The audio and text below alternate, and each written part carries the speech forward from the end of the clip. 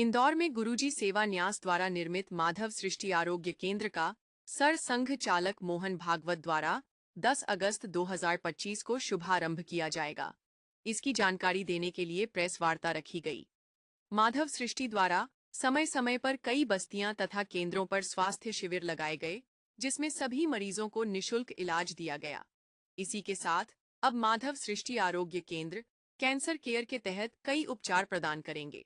इसके अलावा प्राकृतिक चिकित्सा, होम्योपैथी, आयुर्वेद, एक्यूपंक्चर, न्यूरोपैथी जैसी कई सुविधा भी उपलब्ध कराई जाएगी। यही नहीं बल्कि आरोग्य केंद्र गर्भ संस्कार की सेवाएं भी देगा और मरीज और उनके परिजनों के लिए आवास सुविधा, भोजनशाला और ज्ञान केंद्र भी संचालित करेगा।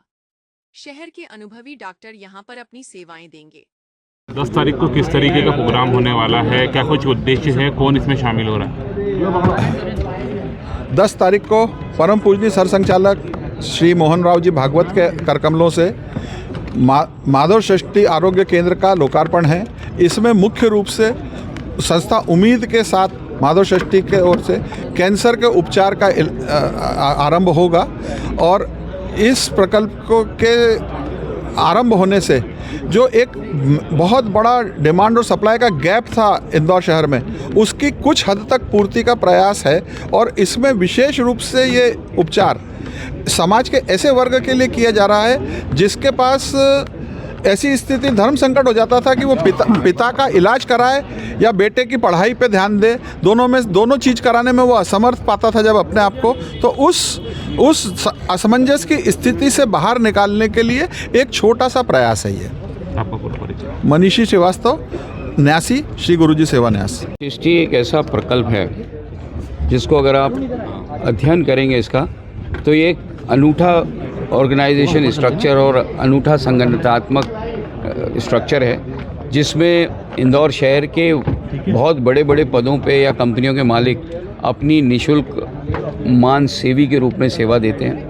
वहीं मानदेयी लोग जो हैं, जो प्रोफेशनल्स हैं, जो पैरामेडिक स्टाफ है, डॉक्टर्स हैं, वो लोग यहाँ पे अपनी सेवाएं देते हैं। तो जब मानसेवी और मानदेयी का कॉम्बिनेशन बनता है, और मानसेवी वो लोग हैं जो अपने जीवन में एक मुकाम पा चुके हैं, किसी कंपनी के मैनेजिंग डायरेक्टर हैं, किसी कंपनी के चेयरमैन हैं, वो लोग जब सब मिल के इस संस्था को चलाते हैं तो यहाँ पे प्रोफेशनलिज्म का एक नया ताना बाना बनता है। और जब हम इसको चलाने की बात करते हैं तो जब जो लोग डोनेट करते हैं, जो CSR फंड आता है, वो जब उस प्रोफेशनल मैनेजमेंट को देखते हैं कि किस तरीके से अकाउंटिंग सिस्टम बनाए गए हैं, किस तरीके से क्वालिटी एश्योर की जा रही है, किस तरीके से SOP बना के इस तरीके का चैरिटेबल ऑर्गेनाइजेशन, जिसको हम नए उसमें सोशल एंटरप्राइजिंग कहते हैं।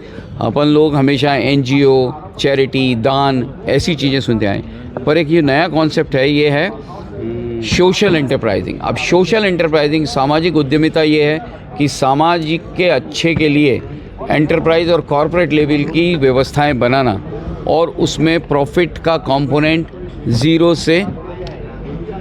या ज़ीरो के आसपास हो। ऐसी चीज़ों को जो प्रॉफिट पे फोकस नहीं करें लेकिन घाटे में भी नहीं चलें, क्योंकि आप किसी से मांग के पब्लिक का भला ज़्यादा लंबे समय तक नहीं कर पाते, फिर वो संस्थाएं टूटती हैं। तो यहाँ जो प्रोफेशनल मैनेजमेंट आया है उसमें बहुत सारे प्रोफेशनल्स भी हैं जो अपनी सेवाएं देते हैं, डॉक्टर्स भी हैं, और हम मिल के इसको चलाते हैं। आपका पूरा परिचय? मुकेश हजीला, मैं गुरुजी सेवा न्यास में अध्यक्ष के दायित्व पे हूँ।